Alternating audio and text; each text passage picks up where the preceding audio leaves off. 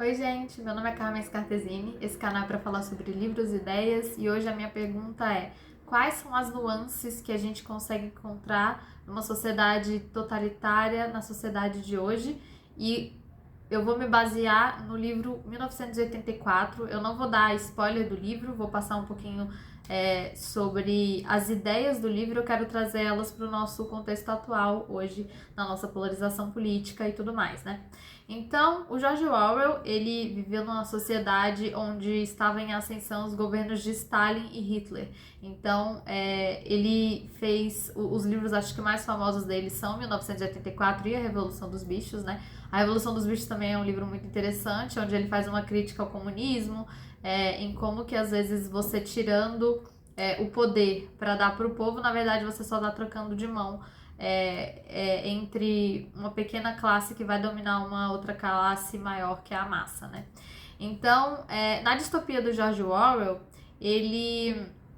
eu quero trazer principalmente as ideias de adorações sem críticas, né? Que ele faz mais ou menos a ideia que surge em torno do grande irmão, do Big Brother, a punição dos pensamentos e a teletela. Então, fazendo um apanhado geral no livro, sem dar spoiler, o Wilson Smith é um cara que ele vive nessa sociedade totalitária, governada pelo grande irmão, que é um cara que é um ditador que controla as pessoas no modo mais íntimo, né? Tanto que eles têm um objeto que é chamado de teletela, que é como se fosse um computador, uma TV que fica dentro da casa das pessoas, analisando tudo que elas estão fazendo, né? Então, o governo ele controla essas pessoas e ele tá sempre mudando de ideia e mudando os fatos, ele é cheio de fake news. Então, é um livro que acaba sendo muito, muito atual, né? Então, nesse livro, a sociedade ela é salva do capitalismo por um grande irmão, que é um cara adorado por todos e obrigatoriamente adorado, né? Ninguém pode falar mal dele, senão a pessoa simplesmente some, ela nunca existiu. Então, eu queria trazer isso um pouco para o contexto atual da adoração que a gente tem, às vezes, por alguns políticos. Então, na polarização que a gente teve nessas últimas eleições, a gente viu uma adoração muito grande entre as pessoas que votavam em um político ou do outro. Então é como se eu voto no político X, ele não tem nenhum defeito. E o outro político, ele é um diabo. E se eu voto no Y, a mesma coisa para com o político X. Então a gente vê que hoje a sociedade extremamente polarizada e fragmentada, a gente vê que está todo mundo com uma visão muito maniqueísta. O que isso significa? No maniqueísmo, a gente tem opostos irreconciliáveis. Anjos e demônios, bom e ruim. E a gente sabe que, como ser humano, existem nuances muito grandes entre uma personalidade e outra, entre um estado ou outro, de certo e de errado, para a gente conseguir definir as pessoas como a gente tem definido hoje, né? Então a gente vê muito assim: se você vota em ciclano, não fale comigo. Ainda bem que eu não votei no fulano, isso significa que eu sou muito bom, né? Isso significa que eu sou muito inteligente. Então, a gente está sempre tendo uma visão individualista em que nossas escolhas são muito melhores que a dos outros e os outros estão sempre fazendo escolhas infelizes e ruins e querem muito mal da sociedade. E as pessoas não estão conseguindo sair e conseguir olhar isso de uma forma mais ampla, né? Então ficam esses problemas de polarização e de adoração em que as pessoas não conseguem ver o que realmente está acontecendo por trás dos panos. Tem uma frase do livro que fala assim: quem controla o passado, controla o futuro, e quem controla o presente, controla o passado. Como que a gente consegue ver isso muito claro hoje em relação a essa frase na polarização política? A gente viu alianças e desalianças de pessoas. Então, por exemplo, o Alckmin e o Lula se uniram para fazer uma frente para derrotar o Bolsonaro, né? Então, tudo que o Alckmin falou do Lula e tudo que o Lula falou do Alckmin, de repente foi apagado da história. E eles estão ali juntos e ninguém nunca teve problema, e sempre foi uma briga muito saudável. Então, construiu essa narrativa e todo mundo, para conseguir encaixar o seu ideal. Se eu quero votar no Lula, eu preciso encaixar aquilo que eu acredito no cara que é o meu Big Brother, que é o Lula, que é um cara que não tem nenhum precedente de coisas ruins. Eu preciso acreditar que então o passado foi modificado. A mesma coisa para o Bolsonaro, né? Então, ele tinha, por exemplo, antes uma aliança com o Moro, né? Então, assim que ele desfez a aliança com o Moro, de repente o Moro é horrível e ele é muito bom. Então, as pessoas, elas fazem e desfazem as alianças e controlam e mudam a narrativa das histórias, e isso serve para ajudar elas a construírem a narrativa da própria ideologia, porque as pessoas hoje estão se pautando no seu ideal, em si mesmo, a construir a sua narrativa a partir de uma visão política do mundo. Então, se eu voto em X, eu sou bom, e eu tenho orgulho disso, né? Então, isso tem uma questão muito identitária, né? Uma visão muito tribal. Eu gosto muito dos podcasts que o Jordan Peterson fala sobre como a tribalização da sociedade não é boa, porque você acaba pegando ideologias para si, que são de um grupo, e se colocando contra outros grupos, e essa ideologia grupal que você pega e coloca em você, às vezes não é você. Então você compra narrativas emprestadas e não faz a sua própria história. Então todo esse cancelamento e esse efeito manada tem uma razão de ser, e a gente acaba usando, desmoralizando o outro lado e não conseguindo conciliar as coisas, porque isso faz com que a gente se sinta melhor e crie uma identidade sobre isso. Só que a identidade pode estar sendo construída em prol de uma sociedade completamente fragmentada, em que não consegue olhar o outro com nenhum tipo de bom senso. Tudo que o outro faz é ruim se ele vota em X ou em Y, né? E isso é extremamente perigoso. Então, outra coisa que eu quero trazer aqui é a questão do controle do pensamento. Então, lá em 1984, até o pensamento era controlado. Hoje a gente sabe, né? Então, quando você olha a lei, você não pode ser punido por um pensamento ou por algo que você planejou fazer e não fez, né? Você precisa de um fato consumado para você poder ser punido. Então, a gente sabe que hoje não é exatamente assim, né? Então, a gente tem hoje na internet uma onda de cancelamento com as pessoas, que acabam massacrando pessoas e colocando elas como pessoas horríveis, e de novo, pra gente se colocar num lugar em que a gente é muito bom, porque a gente julga, a gente se coloca no lugar em que a gente tem esse poder de dizer que o outro é bom ou ruim, e assim a gente se hierarquiza em relação às pessoas, e isso é muito perigoso. Além disso, tem as questões da teletela, né? Então, a teletela lá, que era uma TV que ficava dentro do quarto das pessoas, controlando tudo que elas faziam, uma pessoa observando elas. E hoje a gente tem as câmeras, a Internet of Things, os nossos dados, os cliques que a gente faz na internet, o que a gente não clica, os dispositivos de câmera que tem no seu celular. Será que eles estão te espionando?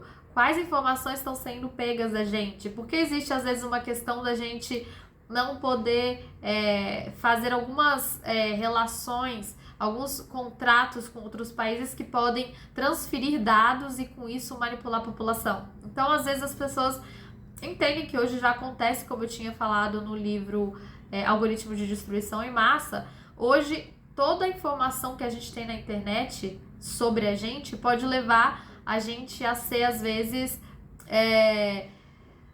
completamente controlado. Então a gente pode ter, vocês voltam lá então no vídeo que eu fiz sobre algoritmos de destruição em massa, e ele fala bem sobre vários algoritmos e como que eles têm um impacto direto da nossa vida.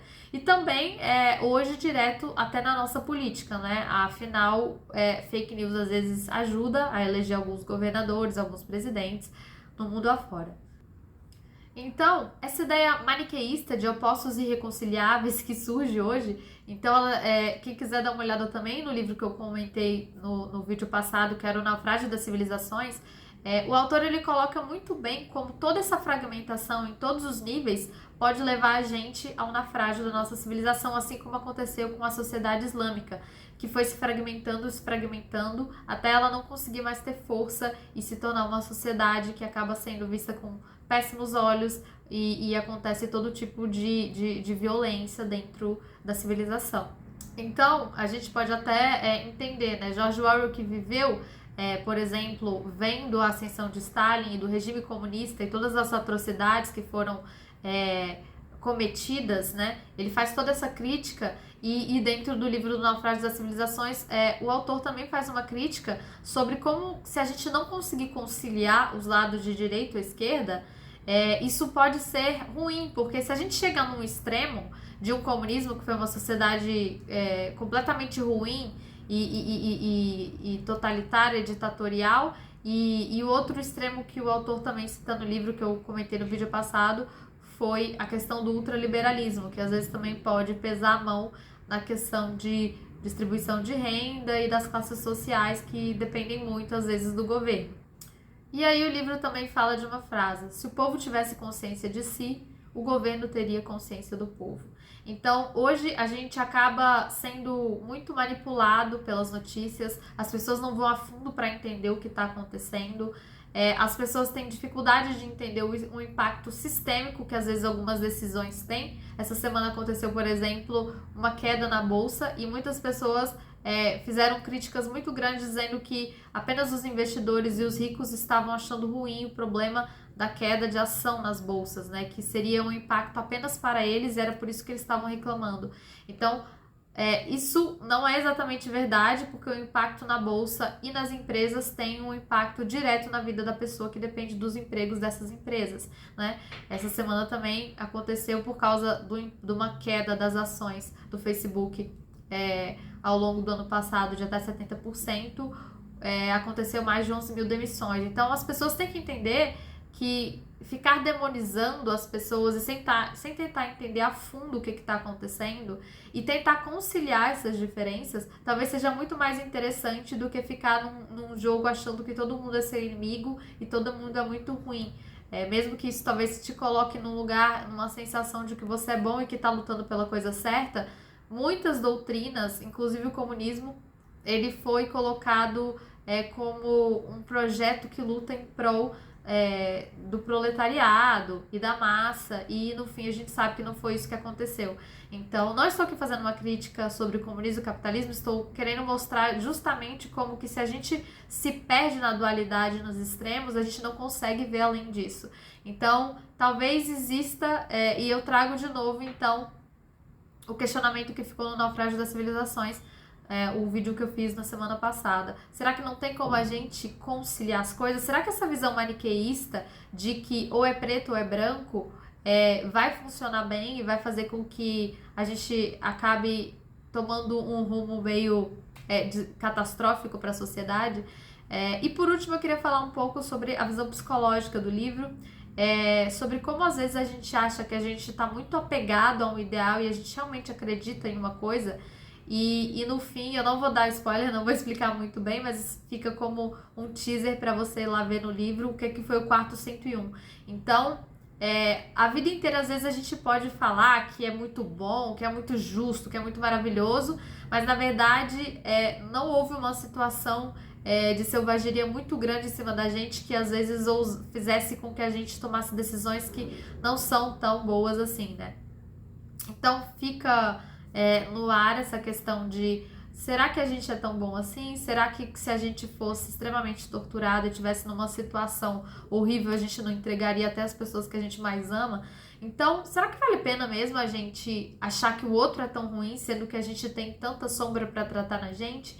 Então, acho que no fim não existem pessoas completamente boas e ruins, ideias completamente boas e ruins, mas se a gente olhar primeiro porque há de ruim na gente, a gente consegue ter humildade e consideração para entender que o outro também vai errar e a gente conseguir se encontrar no meio do caminho.